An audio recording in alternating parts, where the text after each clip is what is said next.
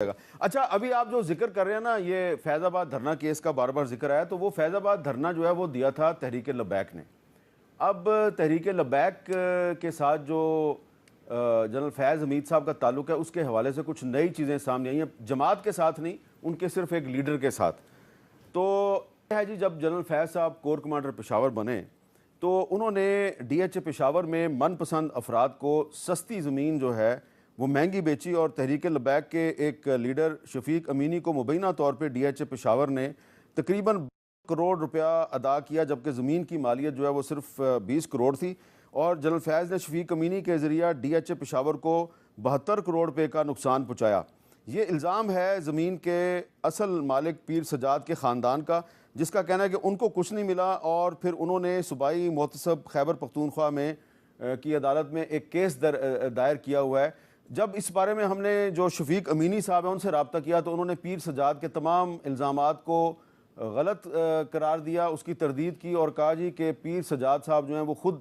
एक फ्रॉडी हैं और उनके भाई भी उनसे तंग हैं। लेकिन इस बात की उन्होंने तरदीद नहीं की कि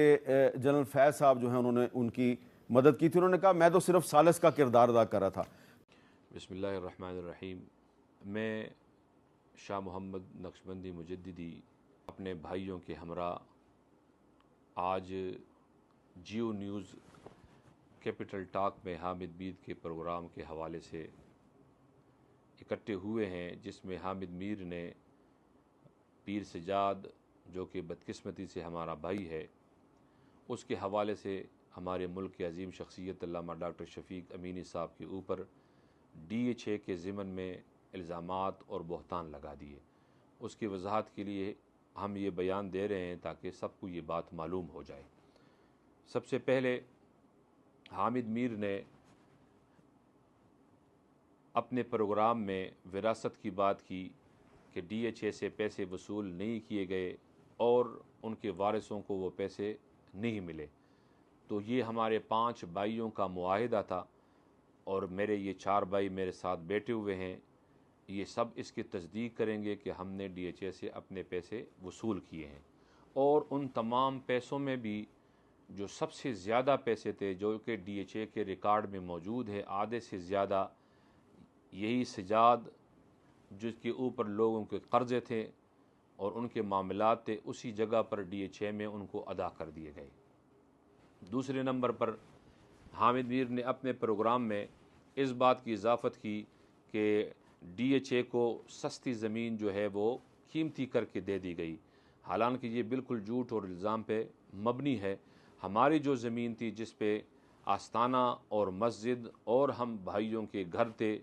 तकरीबन 70,000 स्क्वायर फिट की उसके ऊपर आबादी थी, उस ज़मीन को जहाँ पर एक मरला इस वक्त 60 से 65 लाख रुपए में लोग देने के लिए तैयार नहीं है, हमने अपनी ज़मीन इसी सजाद के कर्ज़ों की वजह से और उनके मामलात उस वक्त भी यही थे, हर तरफ से उनके ऊपर जो कर्ज़े थे या उनके जो लेन देन लोगों के साथ धोखा और फ्रॉड जो वो शुरू से करता आ रहा था, उसके वजह से हमने अपनी ज़मीन 8 लाख रुपए फ़ी मरला में दे दी। उस पेमेंट को भी उसमें भी जो सबसे ज़्यादा जो कर्ज़े थे वो सजाद साहब के नाम पे थे जो उसी वक्त अदा कर दिए गए। और एक बात की और वजाहत कर दूं कि हमारे खानका का जो मामला था, इसी सजाद की वजह से शुरू से हज़रत साहब रहमतुल्लाह अलैह के ज़माने से जो इसके मामलात थे, लोगों से लेना देना और कर्ज़ वग़ैरह करना, ये मामलात इतने ख़राब हो गए थे कि हम भाई इस बात के लिए मजबूर हो गए कि हम अल्लामा डॉक्टर शफीक अमीनी साहब के पास आए और उनसे दरख्वास्त की कि आपकी मेहरबानी हमारे इस आस्थाने के मामलात को अल्लाह की रज़ा की खातिर हल फरमाए। उन्होंने इसमें बड़ी काविश की, बड़ी मेहनत की और अल्लाह के फजल करम से वो मामला हल हुआ। लेकिन अल्लामा डॉक्टर शफीक अमीनी साहब के इस अजीम एहसान को सज्जाद साहब फिर भूल गए और उन्होंने उसके ऊपर इल्ज़ाम तराशियों की बौछार कर दी। इसके अलावा एक बात की और वजाहत करूँ कि अल्लामा शफीक साहब के ढेरों एहसानात के बावजूद